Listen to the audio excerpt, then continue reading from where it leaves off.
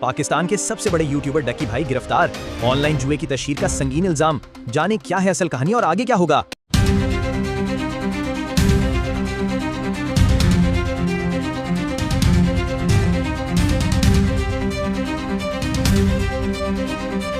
مشہور یوٹیوبر سعد الرحمان المعروف ڈکی بھائی کو national cyber crime investigation agency نے آن لائن جوا اور بیٹنگ ایپس پروموٹ کرنے کے الزام میں گرفتار کر لیا ہے۔ ذرائع کے مطابق ڈکی بھائی کو لاہور ایئرپورٹ سے حراست میں لیا گیا اور آج عدالت نے انہیں 2 روزہ جسمانی ریمانڈ پر سائبر کرائم حکام کے حوالے کر دیا ہے۔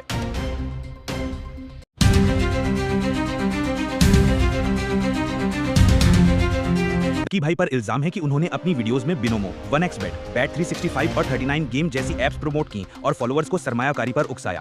نتیجے میں کئی لوگ اپنی جمع پونجی سے محروم ہو گئے اور بھاری نقصان برداشت کیا۔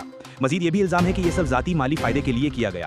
FIR میں ان ویڈیوز کے لنکس بھی شامل ہیں جن میں یہ پروموشنز کی گئیں۔ مقدمہ PECA 2016 ترمیم شدہ 2025